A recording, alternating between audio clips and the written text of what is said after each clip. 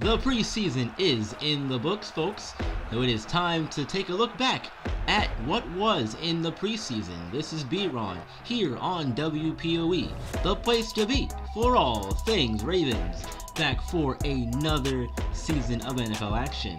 But as I said, we're going to start with the goings-on in the preseason here in Week 1 and Week 2 first. Then later on we'll move into Weeks 3 and 4 to get ourselves ready for the regular season properly. In the first week, the Ravens started off by signing two players. They signed wide receiver Cameron Meredith to a 1-year, $4.5 million contract. He's there to help bolster the somewhat weak receiving core the Ravens do have. They have Marquise Brown, Willie Snead, Cameron Meredith, and Miles Boykin as their 1 through 4 right now. Boykin, after playing the 2 last year, is going to be bumped down to the number 4 spot as of right now. They also brought back cornerback Jimmy Smith as well on a 1-year, $2.25 million contract. They offered him a contract in the offseason. He declined, did not get any offers in free agency, and has been brought back on a 1-year deal. Don't know if he's going to make the final roster cut, but we will see how it all works out as we get further on into the week here. Let's get into the first game, shall we, with Week 1, preseason Week 1 against the Arizona Cardinals. There was a lot of good things that happened in this game, and I'll go over a bit of them here because I did take notes on the game and everything, so I have those here in front of me. Let's go through some of those, shall we? Lamar Jackson, he looks really good though. Still, deep ball accuracy was an issue though. However, he did overthrow a pass to Mark Andrews, which did result in an interception for Patrick Peterson. Later on in the game, Robert Griffin, as far as quarterback play goes, he struggled with accuracy as well, but he got better the longer he stayed in the game. He had a passing touchdown to Jaleel Scott in the third quarter. As far as the running game goes, I was very impressed. The O-line blocked really well. They opened holes for guys to run through all game. They did have a big issue though, and that was turnovers. They had 4 of them in the game. 2 interceptions and 2 fumbles. So definitely want to see those get cleaned up as the weeks go on here in the preseason. As far as the defensive side of the ball goes, the starters played really well in their first quarter of play. The rush defense was excellent, and pursuit to the ball was phenomenal as well. Guys were flying all over the field, making plays on the ball. Speaking of making plays, the pass defense was also really good. They got pressure on the quarterback, and they got 3 sacks as well on the day.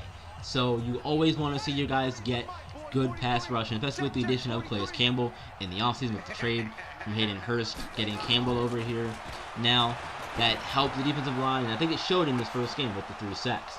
Justin Tucker had a 53-yard field goal in the second quarter, and he was 2 for 2 on field goals overall in general, so that's always a good sign. You want to have your accurate kicker be accurate, and Mr. Reliable is still just that reliable so far here in the preseason. As far as impressive players, Marcus Green, he was on the practice squad Baltimore, and he's now trying to make the team this year. He returned a punt for a touchdown in the first quarter, and when he got the ball on handoffs as well, he looked impressive. He had impressive speed and quickness, and hitting the holes very well. He was able to find thanks to the running game being created for him. Really good to see that. And my favorite player in the draft besides Adam Ritter was J.J. Marabli, and he recorded his first preseason NFL sack on fellow rookie quarterback Michael Fernandez. He also had 2 tackles for loss in that game as well. So that's a good start for J.J. Marabli. As I said, he's one of my favorite guys that there was drafted this past offseason, and I'm looking forward to seeing what he continues to do as the weeks go forward here. And Ryan Schroeder, he was also another guy that impressed me. He wasn't the shiftiest guy, but they did put him back there on punt returns for a little bit just to see what he could do, and he looked pretty effective on his punt return opportunities. Didn't have any big splash plays, but he made the most of his opportunity. I think that's really what you want to see in preseason, guys who are making the best of what they're given. I think Schroeder did a good job of doing that. He made some tough catches in traffic. There's some really good catches, and you always want to see this from a big guy like Boykin too. If he can go up and get the ball he can bring it down, and you want to see that from a guy like Boykin, who's, I think he had an effective first year, but they want to see where he can go and how high his ceiling actually is this year. And I think this was a good start to that. With all that being said, though, the Ravens did end up winning this first game 23-7 against Arizona. So that's a good start for them, winning the first game against the Cardinals in the preseason. And it's going to be fun to see how the rest of this goes as well as we go forward here. Now on to week 2 of the preseason, where the Ravens met the Falcons. Falcons were 0-1 coming into the game. The starters played 2 full quarters in this one. There was an issue off the bat in this game with turnovers. There was a fumble on the opening drive by Mark Ingram. Luckily, the defense was able to hold the Falcon offense to a field goal on that opening drive, so it didn't hurt too much. But again, you want to see the turnovers clear up. There's already 5 in the first 2 games, so definitely want to clean those up as preseason goes forward. Talk about this pass offense here in the second game. Jackson looked indecisive at certain points, and the timing was off on some routes, including an interception thrown right to Deion Jones in the first quarter. You definitely want to see those interceptions come down. It is just a preseason. The starters did get to play a decent amount, as I said, 2 full quarters in this one, so they got to play through a good amount of this game as well. And Jackson looking indecisive, having to clean that up, being quicker on his reads and that stuff. Definitely want to see more of that get cleaned up as we get going here towards regular season. Cameron Meredith, though, he had some great catches in traffic in this one, and he really impressed here in the second game, more so than in the first game. He had more of an impact here on this one. Jackson finished the first half, though, 7 of 9 for 69 yards and 1 interception. So, again, he only got to play 1 half, but you want to see those numbers be a little higher than what they were in this one. And again, with the 1 interception, too. RG3, continuing our discussion on the quarterback play here. RG3 had some good throws down the field in the second half when he came into play. He took off when needed as well. His accuracy was an issue on the medium throws down the field. He also had the 1 interception, which would have given them the lead at that point in time. So you definitely don't want to see your opportunities like that squandered away. And we know how this goes. As you get further into the season or into a game, everything gets magnetized and heightened, especially in a close game. What would have been a go-ahead touchdown, you want to try and limit those mistakes as much as you possibly can. Taking a look here, let's talk about the rush offense now. Jackson looked really good running the ball, though. Where he didn't look good passing, looked good running the ball. He had a 72-yard touchdown run on the first play of the drive after Mark Ingram's fumble. So the drive after the fumble, Jackson came out, they ran a read option, and Jackson took it all the way 72 yards to the house. That was really impressive to see that. That's one thing that you definitely want to see going forward, is Jackson being able to use both his legs and his arm to beat you. And you as the defense have to decide, how are we going to slow down Lamar? Because if you can't slow him down one way, he might beat you the other way. And if you can live with that, then that's fine. But we saw it last year. When he was called upon to make big plays with either his legs, or his arm, he could do it. Let's switch sides of the ball now. Let's talk about the defense.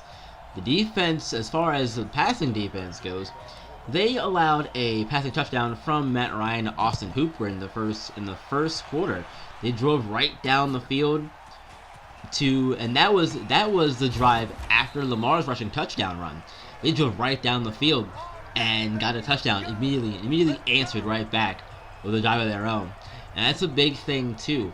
If you can go blow for blow with this Ravens offense, that's going to be a key to keep you in games. Because I think the offense is going to be really good this year if they can play like they played in this game and in week 3. Then I think we're going to be a fun offense to watch this year in terms of overall offensive yardage and that stuff. Because last year we were 15th in offensive yards when it came time to the end of the season.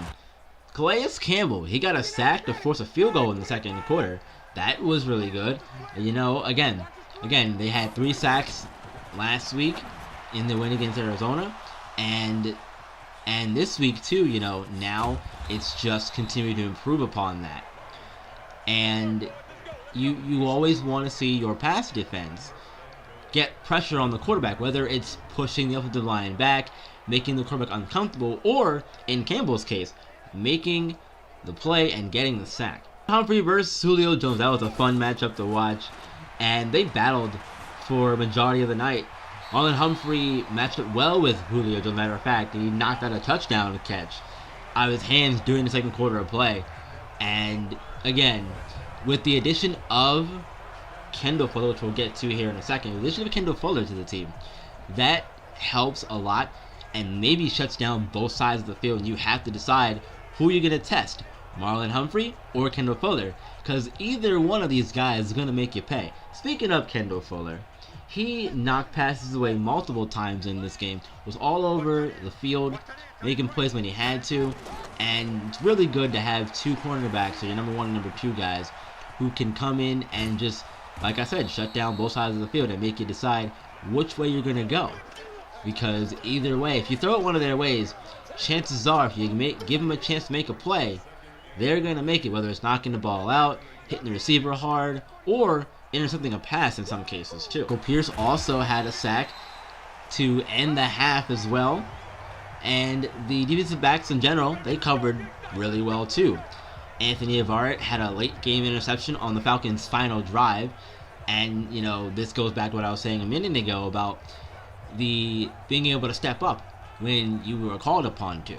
And in those late game situations, tight late games, somebody's going to make a play. And Averett did that towards the end of this game with the interception to put the game away. Rush defense, they did a good job of limiting big gains all day. Not much to say about them in this one, but they did their part. And that is a really good sign. Again, we ranked really well last year in rush defense. Defense in general, we were really good in terms of numbers, stat-wise.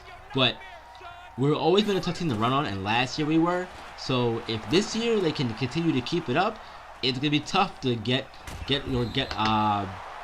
big gains on this Raven rush defense. We know how that goes. If you can limit a team's options to score and hold them to field goals, that's gonna frustrate them, make them make more mistakes. That's what you want if you're the Ravens, in my opinion. There were some negatives on the penalties side, though. They're part of the game, of course, but you want to keep them to a minimum if possible. Jimmy Smith had a roughing the kicker penalty, matter of fact, which led to a second Falcons scoring chance. And that one really is a frustrating one because you never want to give a team a second chance to score after they already had one. You can give them the field goal, that's fine, but don't give them a second chance to score because you ran into the kicker or something like that. You want to keep those kinds of penalties down if you can. Really anyone. And Ben Powers also had a holding penalty. This one wiped out a possible touchdown, and that turned into a field goal. So again, it sounds like I'm being critical, I know, but I mean, that's kind of the nature of the beast now, isn't it? You have to be critical of these things, especially now, because now's the time to get it all cleaned up before the regular season starts. That's why these games are so important, to get the team tuned up and ready to go for the games that count. Impressive performances in this one. Again, J.J. Mirabile on this list. He covered a lot of ground in this one, especially in run defense. They put him in, I think around the second quarter they put him into the game just to see what he could do with the starters. And he did his job pretty well, I would say. He's still a guy who is trying to find his role as far as what they want him to be on this team, but for right now, he's doing a good job of covering ground, especially in run defense, as I said, being all over the place all the time. And that's what you want to see, I think, from a linebacker. Guys who can be everywhere at one time, so to speak, and play sideline to sideline if possible. And I think Mirabile is going to be that guy for this Ravens defense. One can only hope anyway. I'm really high on the guy, so I'm really hoping that he pays out for us. And let's talk about Miles Boykin again. Made some great catches when balls were thrown his way. And this was after he had dropped the first pass. That can't be dropped it.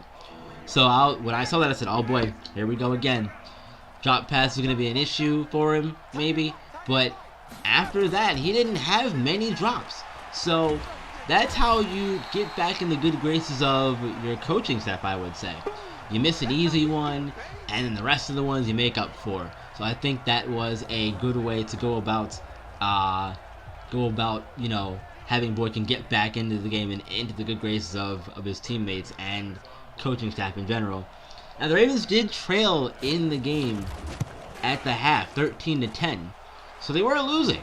And then they came back and ended up winning the game 19-13.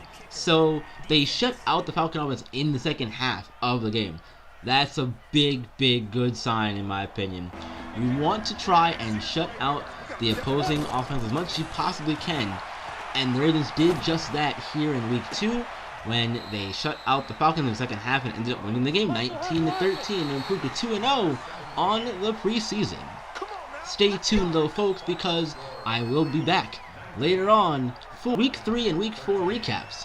And we will preview the regular season schedule as well and talk about what we can expect from this Raven team going into the new season. So, stay tuned here on WPOE, the place to be for all things Ravens. I am B-Ron, and I will see you guys later on in the day for a recap of week 3 and week 4 of the preseason.